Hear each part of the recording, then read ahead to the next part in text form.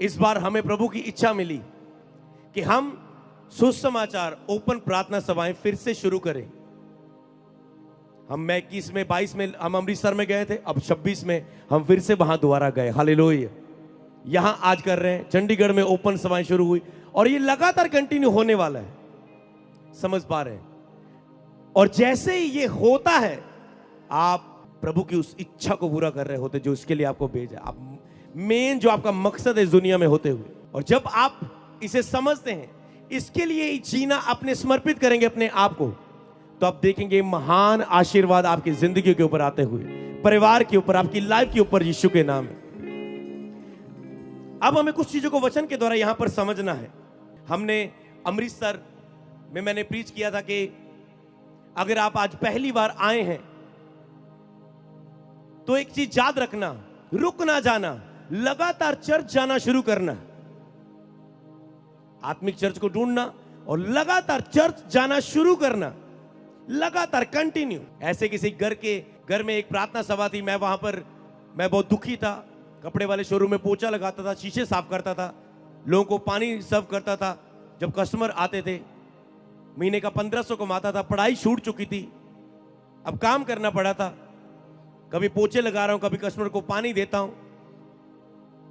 और जब मेरी लाइफ पूरी गरीबी में टूट चुका, अपनी लाइफ में सिस्टर बीमार है, उसको ले लेके घूम रहे हैं, परिस्थितियां, गरीबी, बीमारी, दुख, बुरी आदतों ने पकड़ लिया, लाइफ चिंता, डिप्रेशन, रो रो के टेंशन ले लेके सोना। और जैसे किसी के घर में ऐसी सभा थी, किसी ने बुलाया था, छोटी बंदगी, छोटा सा स्टेप आपका, आपको नहीं पता 10 लोगों की आप बंदगी घर में करा रहे हैं और पास्टर को बुला रहे हैं, पता नहीं उन 10 में से मेरे जैसा कौन बैठा होगा, और आप जीवन भर आशीषित होते रहेंगे उस कार्य के कारण। तो 10-15 लोग बैठे थे, मैं वहां पर गया, मैंने वचन सुना, मुझे अच्छा लगा, सब मेरे सामने चंगे हुए लोग, मेरे सिर पर भी हाथ रख के प्रार्थना हुई, सारा बोझ उतरा, शांति मिली। और मैंने कहा मुझे किताबें दो, मुझे और पढ़ना है। मैंने और पढ़ना शुरू किया कि प्रभु ने तो मेरे जिन में काम कर दिया, अब मुझे जानना है उस जीसस के बारे में। और मैं जट सिख फैमिली में था और मैं शर्माया नहीं। जब परमेश्वर के वचन को मैंने सुना तो मैं लगातार परमेश्वर के वचन को पढ़ने लगा, किताबों को पढ़ने लगा, मुझे अच्छा लगा। मैंने चर्च जाना शुरू किया। जैसे ही चर्च जाना शुरू किया, गंदी आदतें छूटने लगी, गाली निकालना बंद हुआ, गंदा देखना बंद हुआ, गंदी मूवीज देखना बंद हुआ, गंदे काम खत्म हुए, गेड़ी मारना, घूमना शूमना ये बंद हुआ, सारी पूरी आदतें छूटने लगी। जैसे जैसे प्रभु का वचन मेरे जीवन को पवित्र करता गया, मेरे जीवन में प्रभु की सामर्थ बढ़ती रही, प्रभु की योजना प्रकट होने लगी और प्रभु ने मुझे तैयार किया। 2017 में मेरा अपना कपड़ों का शोरूम खुला और 2017 में मेरी चर्च शुरू हुई और उसके बाद 9 सालों में परमेश्वर ने हमें बढ़ा दिया। कैसे? अगर मैं रुक जाता तो आज यहां ना होता। मैंने ये प्रचार किया था वहां पर। तो आज जब आपने परमेश्वर के वचन को जाना है, आपको एक ही वर्ड करना है, पहले कंटिन्यू। अगर रुक गए तो आप उस चीज को जान ना पाएंगे। कई लोग अपनी जॉब, बिजनेस, सेवकाई में अपनी इच्छाएं पूरी कर रहे हैं, जो उनको सही लगता है, जो उनको अच्छा लगता है, जो उनको पसंद है, जो उनकी क्षमता, जो उनकी सोच कह रही, विचार कह रही, जहां आप परमेश्वर की इच्छा पूरी कर रहे हैं। इसलिए आपको परमेश्वर की इच्छा जब आप पूरी करते हो, अब परमेश्वर की इच्छा हमारे लिए क्या है? हम सुसमाचार प्रचार करें ऐसी सभाओं में। आपके लिए वो इच्छा देके जा रहा हूं कि आप भी इसे करना शुरू करें, आप भी ब्लेस होना शुरू होंगे। तो जब आप प्रभु की कि किस समय, आप किस साल, किस महीने प्रभु आपसे क्या चाहता है, अगर आप सुन नहीं पाओगे, आप लाइफ में स्पीड नहीं ग्रहण कर पाओगे, अपनी सेवकाई में, अपनी लाइफ में स्पीड से नहीं बढ़ पाते। इसीलिए परमेश्वर ने वहां पर बात की, क्योंकि एक दिन प्रभु ने स्वर्ग दर्शन के द्वारा मुझसे बात की थी कि मैं खड़ा था और एक दूत ने मुझे पकड़ के ऊपर ले गया और प्रभु यीशु जैसे घोड़ों पर आ रहे वैसे दर्शन के सामने मुझे खड़ा किया और वहां से आवाज आ रही है, अमृत क्या तू वो कर रहा है जिसको करने के लिए मैंने तुझे चुना है, भेजा है। और उसी समय दर्शन खत्म हुआ, मुझे आया कि मैं लिखूं कि मुझे क्या करना है। मैंने मनन करना शुरू किया, कॉपी पेन पर लेकर, और लिखना शुरू किया प्रभु की इच्छा क्या है, मनन करना। तो वो कुछ समय जो पहले भी प्रभु ने मुझे बातें दी थी, मैंने उन्हें याद करके लिखा क्योंकि कई बार आत्मा आपको कुछ बात करता है, आप उसे भूल जाते हैं और आपकी लाइफ रुक जाती है। पर जब आप संबंध बनाते हैं प्रभु के साथ, फिर से आत्मा वो बात स्मरण दिलाता है, और जब आप फिर से आप उसे फॉलो करना शुरू करते हैं, फिर से आप आगे जाना शुरू करते हैं। हालेलुया। रोमियो 10 की 14-15। फिर जिस पर उन्होंने विश्वास नहीं किया वे उसका नाम कैसे लें? जिसके विषय में सुना नहीं उस पर कैसे विश्वास करें? प्रचारक बिना कैसे सुने?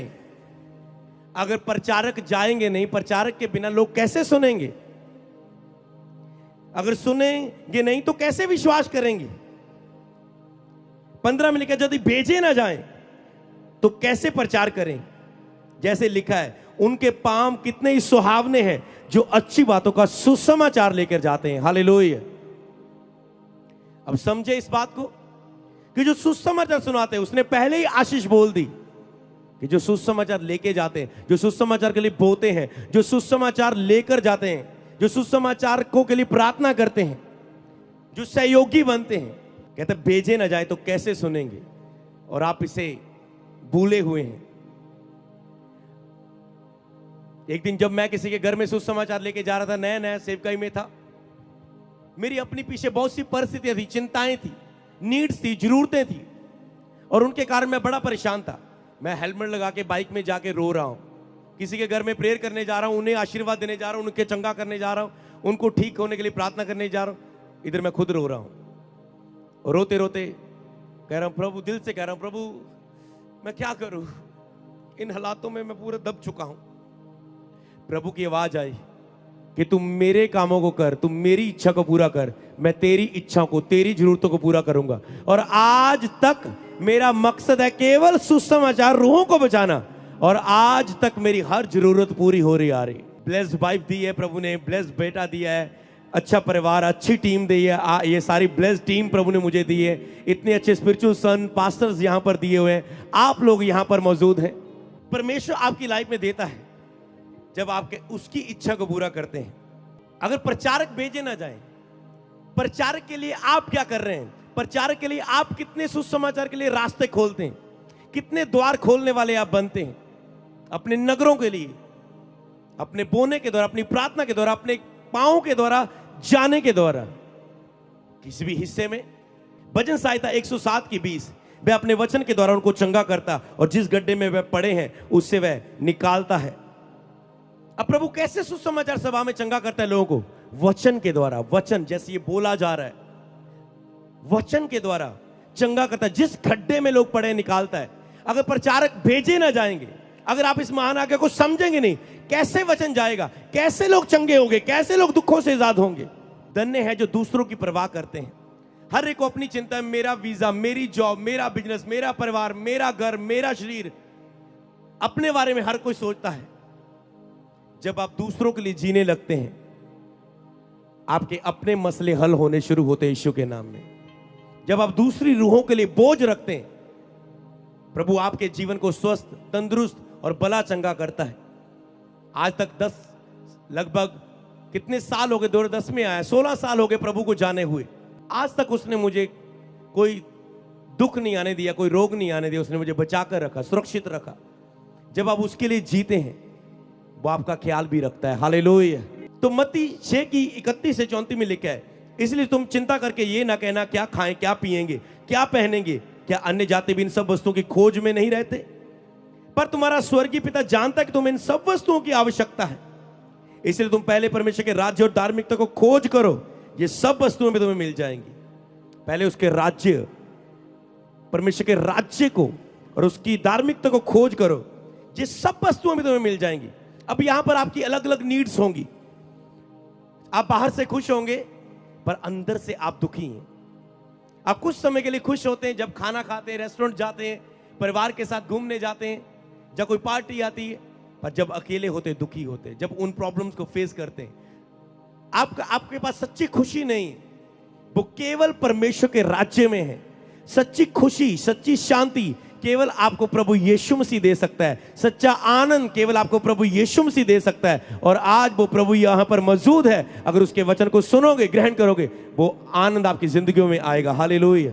कहते कल की दिन की चिंता ना करो, क्योंकि कल का दिन अपनी चिंता आप कर लेगा। आज के लिए आज का दुख बहुत है। मतलब कल के दिन के बारे में ना सोचें। आज आज तुम परमेश्वर के राज और धर्म को खोजो, सब चीजें पीछे पड़ के मिल जाएंगी। आपकी लाइफ सेम नहीं रहेगी प्रभु यीशु के नाम में, परंतु उसके राज्य की खोज में रहो तो ये सब वस्तु तुम्हें मिल जाएंगी, उसके राज्य की। एक दिन मुझे याद है प्रभु ने हमारी एक रात की प्रार्थना सभा में मुझे ये वचन दिया था, उसके राज्य को खोजना, उसके राज्य के लिए काम करना। जब आपकी लाइफ में प्राथमिकता प्रभु का राज्य और सुसमाचार होगा। लेकिन सारा संसार दुष्ट के बस में, शैतान ने दुनिया पर राज्य किया हुआ है, लोगों को कब्जे में किया है, नशा करवा रहा है, एक्सीडेंट करवा रहा है, पाप करवा रहा है, लड़कों लड़कियों को बिगाड़ रहा है, व्यभिचार, नशे, रेप, बुरी चीजें, लड़ाई झगड़ा, भ्रष्टाचार, कत्ल, खून खराबा। ये परमेश्वर नहीं करता, ये शैतान है दुनिया पर। वो हमेशा परमेश्वर के बेटों बेटियों का बुरा ही चाहता है। पर परमेश्वर आपका पिता परमेश्वर है। पिता सदा अपने बच्चों के लिए भला चाहता है। पिता गुस्से में आके भी नहीं कहता तुझे कैंसर हो जाए, तेरी टांग टूट जाए। अपने बेटे को कभी श्रापित नहीं करता, कभी नहीं चाहेगा, बोल के भी पछताएगा। गले लगा लेगी मां कूट डांटने के बाद भी, हाथ उठाने के बाद भी। तो आपने सोच भी कैसे लिया, ये एक मनुष्य के अंदर इतना प्यार है अपने बच्चे के लिए। पिता परमेश्वर आपके लिए बुरा कभी कर सकता है, भूल जाओ परमेश्वर ने कभी वो दुख दिया। कभी भी मत बोलना ओ रब्बा एक ही किता। परमेश्वर बुरा नहीं करता। मनुष्य अपने ही पापों में गिरकर बुराई का सामना करता है, अपने ही पापों को करके दंड लेता है, उनकी सजा लेता है, क्योंकि पाप की सजा मिलती है। इसलिए उसकी खोज में लगे रहो। आपको केवल एक समय की ये बात नहीं है, आज आपने वचन सुना, उसकी खोज, उसकी राज्य को ही खोजते रहना तो सब वस्तुएं तुम्हें मिल जाएंगी, कुछ कुछ नहीं, सब। मरकुस 1:15 में कहा, उसने कहा समय पूरा हुआ, परमेश्वर का राज्य निकट आ गया है, मन फिराओ और सुसमाचार पर विश्वास करो। कहता समय पूरा हो गया है, मन फिराओ और सुसमाचार पर विश्वास करो।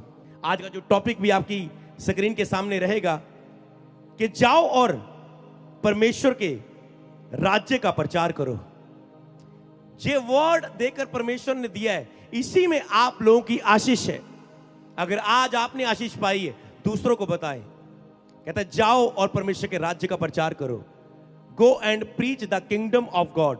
जाओ अते परमेश्वर के राज का प्रचार करो। हिंदी, इंग्लिश, पंजाबी तीनों में समझ लेना जो भाषा आती, इसे लिख लेना कि प्रभु ने तुझे आज्ञा देके, सारा प्रचार तुझे याद ना भी रहे पर ये लाइन याद रखना, प्रभु ने तुझे यहां पर आके कहा कि जाओ और परमेश्वर के राज्य का प्रचार करो। जाओ और राज्य का प्रचार करो। और यहां पर उसने कहा राज्य की खोज में रहो। यहां कहता है समय पूरा हुआ, परमेश्वर का राज्य निकट है, मन फिराओ और सुसमाचार पर विश्वास करो। अगर आप अनंत जीवन चाहते हैं, अब सुनो सुसमाचार क्या है। जो लोग पहली बार यहां पर आए, मेरी बात को ध्यान से समझना। सुसमाचार, खुशखबरी क्या है आपके लिए? दो काम करने। अगर आप शांति को चाहते हैं, खुशी को चाहते हैं, पापों से माफी को चाहते हैं, स्वर्ग राज्य चाहते हैं, उद्धार चाहते हैं, मोक्ष चाहते हैं, परमेश्वर की प्राप्ति करना चाहते हैं, पवित्र आत्मा को पाना चाहते हैं, परमेश्वर की आत्मा को पाना चाहते हैं, दो काम करने। पहला काम उसने कहा मन फिराओ, दूसरा सुसमाचार पर विश्वास करो। तो परमेश्वर का राज्य तुम्हारे निकट है, तुम पवित्र आत्मा को पाओगे, परमेश्वर को पाओगे। मन फिराना, किससे मन फिराना? पापों से। तुम सब पाप में हो, कोई भी तुम में से धर्मी नहीं है। ये मैं नहीं कह रहा हूं, ये बाइबल में लिखा है। कहता है कोई धर्मी नहीं, एक भी धर्मी नहीं, सबने पाप किया और परमेश्वर की महिमा से दूर है। सबने पाप किया और परमेश्वर की महिमा से दूर है। पाप आपके ब्लड में है। जब आप जन्मे ही है पाप में जन्मे, क्योंकि पहले माँ बाप ने पाप किया। जो आदम हवा, पहले मर्द और औरत को प्रभु ने बनाया था, उन्होंने परमेश्वर की आज्ञा को तोड़ा। उन्होंने भले और बुरे के वृक्ष के फल को उन्होंने खाया। उनकी आंखें खुल गई, उन्हें पता चला हम नंगे हैं। वो छिपने लगे, परमेश्वर की हजूरी से छिपने लगे। जब परमेश्वर ने कहा आदम तू कहां है, क्या तूने वो फल खा लिया जिसको मैंने तुझे मना किया था? उन्होंने आज्ञा परमेश्वर की तोड़ना ही पाप करना है। परमेश्वर ने कहा नशा नहीं करना, बुरा नहीं देखना, गाली नहीं निकालना, किसी को नफरत नहीं करनी, जेलसी नहीं करनी, चोरी नहीं करनी, पाप नहीं करना, नशा नहीं करना, किसी को क्षमा करना है, एक दूसरे से प्रेम करना है, माता पिता की आज्ञाकारी माननी। ये क्या है? परमेश्वर की आज्ञा है। आज्ञा को ना मानना एक पाप होता है। केवल नशा करना या गंदी चीजें देखना ही पाप नहीं है। परमेश्वर ने जो भी वचन में आज्ञा दी है उसे ना मानना पाप है। और पहले मां बाप ने जब पाप किया, आदम को प्रभु को ने कहा तूने ये फल खाया, उसने कहा मुझे स्त्री ने खिला दिया जो तूने दी। स्त्री ने कहा मुझे सांप ने भरमा दिया, शैतान ने भरमा दिया। आज प्रभु क्या समझ दे रहे हैं? मान लेना चाहिए। ओके हाँ प्रभु, मैं मानता हूं कि मैं पापी हूं। कई बार आप अपनी गलती को मानते नहीं कि नहीं मैं नहीं, मैंने कौन सा पाप किया, मैंने कौन सी गलती की, मैंने कौन सा गुनाह किया। नहीं, मैं अपने पापों को नहीं मानता। जब किसी को बोला जाए ना, आपको कई बार गुस्सा आता है। मान लो अगर मां बोले, सिस्टर बोले, बेटे आज, ब्रदर आज बाल ऊपर खड़े करके जा रहा है, बड़ी जल चल लेके जा रहा है, नया कपड़े पहन कहां जा रहा है, ये ऐसा मत किया कर। वैसे आपको पहले गुस्सा आता है, समझ पा रहे हैं? आप सीधा नहीं रिएक्ट कर पाते। Okay sorry mom, okay sorry sister, आगे ओके ओके आपने मुझे बता दिया ये गलत है, ओके आगे मैं नहीं करूंगा। आप ऐसा नहीं कहते। एकदम से जब आप अपने पाप के बारे में सुनते आपको गुस्सा आता है। यही चीज आपको कड़वा करके नाश करती जा रही है। उसने कहा जब तू अपने पाप के बारे में सुने, जब तुम वचन को सुनते हो, तुम में से सब किसी ने कोई ना कोई पाप किया होगा और पाप की सजा मिलती है, दुख, बीमारी, एंड में मौत, फिर नरक। कई लोग कहते हैं ना मुझसे ये दुख सहन या तो मैं सुसाइड कर लूंगा। अगर जो सुसाइड कर रहा है, कानून तो उसे और सजा देता। अगर वो उसे रोकते पकड़ते, उसे कहते तूने ऐसा खिलवाड़ कैसे किया अपनी से। परमेश्वर भी यही कहता है कि मैंने तुझे शीर दिया, तू इसे नहीं मार सकता। सुसाइड करने वाला हमेशा नरक जाएगा, क्योंकि आप इसको अपने जीवन को खत्म नहीं कर सकते। जीवन और मृत्यु परमेश्वर के हाथ में। एक दिन जन्म का समय, एक दिन मृत्यु का समय है। तो बहुत से पाप है जो एक मनुष्य करता है जो उसे पता भी नहीं, कुछ जानबूझ के, कुछ अनजाने में। और उन पापों की सजा मिलती है। जैसे मजदूरी मिलती है, मजदूर को मजदूरी मिलती है।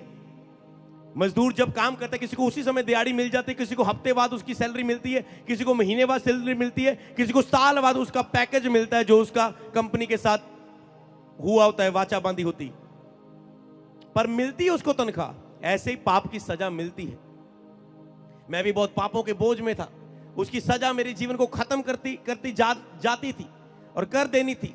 मेरे साथ के कई फ्रेंड, स्कूल फ्रेंड, कोई लड़ाई झगड़े में लड़का मर गया, कि किसी ने दुश्मनी रखी, किसी को चाकू मार के मार दिया, किसी को कोई बीमारी में मर गया, कोई गलत चीजों में चला गया, कोई लड़कियों में पकड़ा गया, कोई नशे करके मर गया। मैं देख रहा मेरी भी वही लाइफ होती। पर मैंने जब यीशु का वचन सुना, मैंने अपने पापों को मन फिराया। मैंने कहा हाँ प्रभु, आज तेरा वचन सुन के मैं मानता हूं कि मैंने पाप किए और जो मुझे अब मैं मान चुका हूं कि मैं पापी हूं। मैं क्षमा मांगता हूं अपने पापों की। उसी का मन फिराओ। मैंने मन फिराया अपने पापों से। मैंने गलत देखा, गलत बोला, प्रभु हाँ मैं सब अपने पापों से मन फिराता हूं, कृपया प्रभु मुझे क्षमा करें। जब मुझे पता चल गया केवल पापों की माफी मुझे प्रभु यीशु मसीह दे सकते हैं, क्योंकि वो पापियों के लिए आया, उसने पापियों के लिए लहू बहाया, क्रूस पर जान दी, उसे कब्र में रखा गया और तीसरे दिन बाद प्रभु यीशु मसीह मुर्दों में से जी उठे। जो खुद पाप के लिए मर के जी उठा, जो तुझे भी मरने के बाद स्वर्ग देने की गारंटी रख सकता है। हालेलुया, क्योंकि उसने मौत को हराया है। आज क्यों यहां पर चमत्कार हुए? क्योंकि वो जीवित है। यहां उसकी कोई फोटो सूरत कोई कुछ नहीं है, क्योंकि वो जीवित है।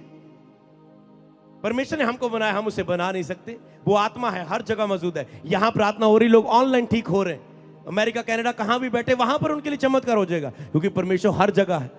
हाथों के बनाए हुए चीजों में नहीं, घरों में ही नहीं, वो हमारी आत्मा में रहता है। हमारा शरीर पवित्र आत्मा का मंदिर है।